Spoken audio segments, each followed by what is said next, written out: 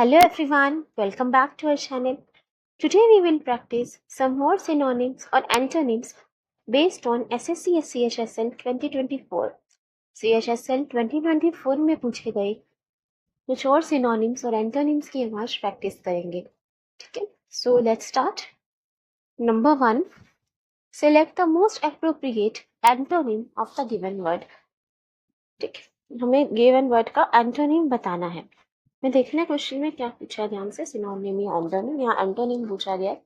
Word given है stoic. Stoic stoic options are tolerant, apathetic, fervent, cooperative. Tolerant, apathetic, fervent, cooperative. तो stoic का मतलब होता है indifferent to pain and pleasure. मतलब जो सुख दुख में एक समान हो, जो ना खुशी में ज्यादा खुश होता है, दुख में ज्यादा दुखी नहीं होता, इसको कहते हैं स्टोइक. उदासीन, indifferent to pain and pleasure. इसका ऑपोजिट क्या होगा? ऑप्शंस हैं टॉलरेंट. टॉलरेंट मतलब जिसमें बर्दाश्त शक्ति हो, टॉलरेंस हो. क्या? एपैथेटिक. एपैथेटिक का मतलब होता है अनइंटरेस्टेड, जिसको किसी चीज से कोई फर्क ना पड़े. फेरवेंट. फेरवेंट मतलब किसी चीज के प्रति एक स्ट्रॉन्ग फीलिंग होना, मतलब काफी सीरियस होना उस चीज को लेकर, इंटेंस होना, उसे कहते हैं फेरवेंट.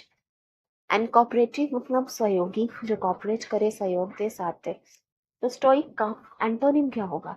स्टोइक का मतलब हुआ indifferent to pain and pleasure, जिसको सुख दुख में कोई फर्क नहीं पड़ता, जो एक समान है सुख दुख में. ठीक है. कोऑपरेटिव का मतलब तो सहयोगी होता है, तो ये उसका ऑपोजिट नहीं हो सकता.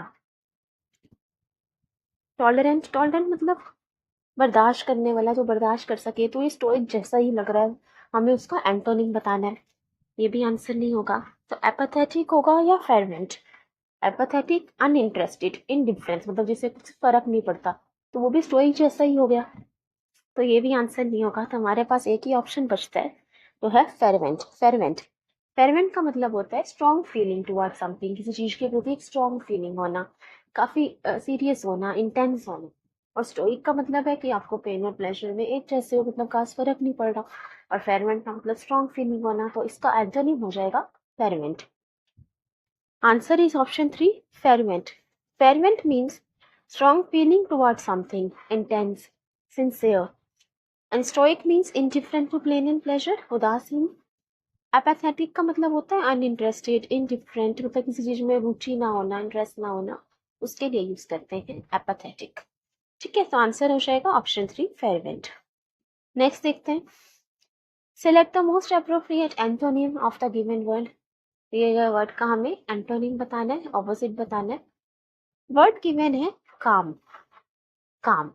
ऑप्शंस हैं अर्बन, इम्प्रेस्ड, क्वाइट, अपसेट.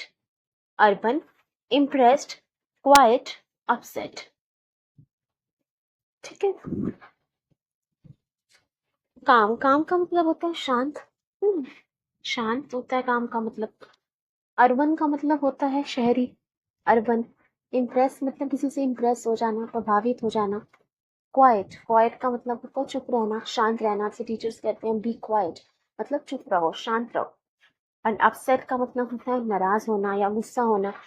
सो काम का ऑपोजिट क्या होगा, एंटोनिम क्या होगा? क्वाइट का मतलब तो होता है चुप रहना, शांत रहना. काम का मतलब भी शांत रहना, तो उसका ऑपोजिट जो है क्वाइट नहीं होगा. इम्प्रेस्ड मतलब प्रभावित होना किसी चीज से. ठीक है, ये भी आंसर नहीं होगा. अर्बन का मतलब होता है शहरी, तो काम से रिलेटेड नहीं है. और हमारे पास क्या आंसर बचा? अपसेट. देखो, अपसेट का मतलब हुआ नाराज होना, गुस्सा होना. ठीक है. और काम का मतलब होता है शांत रहना. सो काम का ऑपोजिट हो जाएगा, एंटोनिम हो जाएगा अपसेट. Option number 4. नेक्स्ट देखते हैं. Select the most appropriate antonym of the underline word. ठीक है, सेंटेंस में एक वर्ड अंडरलाइन किया गया, उसका एंटोनिम बताना. The stone was also said to have occult powers. ठीक है, ऐसा कहा जाता था कि स्टोन में ऑकल्ट पावर्स हैं. ठीक है. ऑकल्ट का मतलब क्या होता है?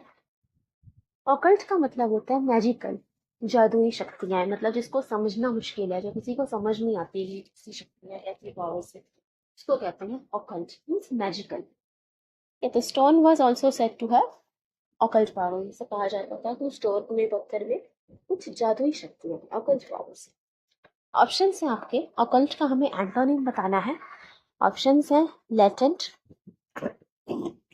Latent, intelligible, ambiguous, unfathomable. Latent, intelligible, ambiguous, unfathomable. देखो लेटेंट का मतलब होता है हिडन, छुपा हुआ। इंटेलिजिबल, इंटेलिजिबल मतलब क्लियर, जो समझ आ जाए, क्लियर हो, स्पष्ट हो। एम्बिगुअस, एम्बिगुअस मतलब होता है नॉट क्लियर, वेग, जो स्पष्ट ना हो, समझना मुश्किल हो, जो क्लियर ना हो। और अनफैथमेबल, अनफैथमेबल का मतलब भी होता है इनकम्प्रिहेंसिबल, मतलब जिसे समझना मुश्किल हो, not easy to understand.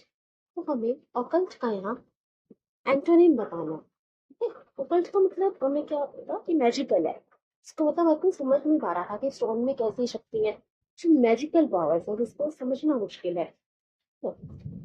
So latent, intelligible, ambiguous, unfathomable, क्या इसका आंसर होगा? आंसर हो जाएगा इसका ऑप्शन नंबर 2, इंटेलिजिबल। इंटेलिजिबल, एक बार देखते हैं सारे ऑप्शंस। देखो, ऑकल्ट का मतलब होता है conducted with magical powers can not be explained by reason. Occult मतलब इसमें कोई मैजिकल पावर्स, कोई जादुई शक्ति है और उसको रीजनिंग से, लॉजिक से एक्सप्लेन नहीं किया जा सकता, मतलब उसे ऐसे समझा नहीं जा सकता, ठीक है। इंटेलिजिबल का मतलब होता है क्लियर, अंडरस्टैंडेबल, जो समझा जा सके। तो ऑकल्ट का ऑपोजिट हो गया इंटेलिजिबल, क्योंकि ऑकल्ट मतलब ये समझना मुश्किल हो, कोई मैजिकल पावर्स है, इसको ऐसे एक्सप्लेन करना, समझाना, समझना मुश्किल है। और इंटेलिजिबल का मतलब हो गया अंडरस्टैंडेबल, जिसको समझा जा सके, ठीक है। तो आंसर हो जाएगा इंटेलिजिबल। बाकी ऑप्शंस, एम्बिगियस का मतलब होता है नॉट क्लियर, तो स्पष्ट ना हो, वेग, not clear. Latent means hidden. और अनफैथमेबल, अनफैथमेबल का मतलब भी होता है जिसे समझा ना जा सके, इनकम्प्रिहेंसिबल, नॉट एबल टू अंडरस्टैंड का भी यही मतलब होता है, ठीक है। तो आंसर हो जाएगा ऑप्शन 2, इंटेलिजिबल। नेक्स्ट देखते हैं, select the most appropriate antonym of the underline word. Sentence में अंडरलाइन वर्ड का एंटोनिम बताना है। John is very generous, he regularly gives alms to the poor। John बहुत जेनरस है, वो रेगुलरली, ठीक है, आम से पुअर को, मतलब गरीब लोगों को, to the poor means poor people. वो जैसे हम दा लगा देते हैं एडजेक्टिव के पहले, तो वो पीपल को रिप्रेजेंट करता है, मतलब the English means English people, the French French people, so the poor means the poor people. So John is very generous, he regularly gives alms to the poor. Generous है वो John, बहुत दयालु है, kind है, और वो arms देते हैं, मतलब डोनेशन, दान देता है गरीब लोगों को, ठीक है। तो यहाँ हमें जेनरस का एंटोनिम बताना है। जेनरस का एंटोनिम क्या होगा? ऑप्शंस हैं popular, great, kind, shrewd. Popular, great, kind, shrewd. Popular मतलब फेमस, है ना, ग्रेट महान, काइंड दयालु, और श्रीयट का मतलब होता है चालाक, क्लेवर, इंटेलिजेंट, उसको कहते हैं shrewd. So John is very generous, he regularly gives alms to the poor। John कैसा जेनरस है, वो दयालु है, वो लोगों को रोज, गरीब लोगों को आर्म्स देता है, दान दक्षिणा देता है। सो जेनरस का एंटोनिम क्या होगा? जेनरस मतलब हो गया काइंड, बेनेवोलेंट, दयालु, कृपालु, है ना, ऐसा हो गया। तो इसका ऑपोजिट काइंड तो नहीं होगा, काइंड का मतलब तो दयालु ही होता है। ग्रेट मतलब महान, अच्छा, ये भी आंसर नहीं होगा। एक पॉजिटिव वर्ड है जेनरस, इसका एंटोनिम नेगेटिव वर्ड होगा। देखो पॉपुलर, पॉपुलर का मतलब ये होता है फेमस, जिसको लोग पहचानते हो। पॉपुलर भी यहाँ पे नहीं बैठेगा, सही आंसर हो जाएगा श्रीयुत। श्रीयुत का मतलब होता है चालाक, चंटो चालाक, इंटेलिजेंट। सो आंसर हो जाएगा ऑप्शन 4, श्रीयुत। जेनरस मीन्स काइंड, बेनेवोलेंट मतलब दयालु, परोपकारी। श्रीयुत का मतलब होता है इंटेलिजेंट, क्लेवर, चंटो चालाक जिसे कहते हैं, उसे कहते हैं श्रीयुत। सो आंसर इज ऑप्शन 4, ठीक है। नेक्स्ट देखते हैं, select the most appropriate antonym of the underline word in given sentence. दिए गए सेंटेंस में अंडरलाइन वर्ड का हमें एंटोनिम बताना है। He feels that wealthy people view him with contempt because he is poor.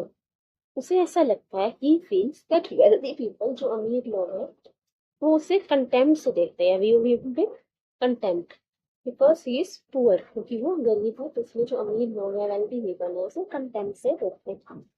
ठीक है, कंटेम्प्ट का मतलब होता है डिसरिस्पेक्ट, मतलब उसे अपमानजनक रूप से देखते हैं, उसे खुद से नीचा समझते हैं, किसी से डिसरिस्पेक्ट करना, किसी को खुद से नीचा समझना, उसे कहते हैं कंटेम्प्ट। जैसे पिक्चर में देख सकते हैं चिड़ी क्या देख रही है, तो वैसे ही कंटेम्प्ट का मतलब होता है चिढ़ना, किसी से उसे अपमानजनक रूप से देखना, उसे खुद से नीचा समझना।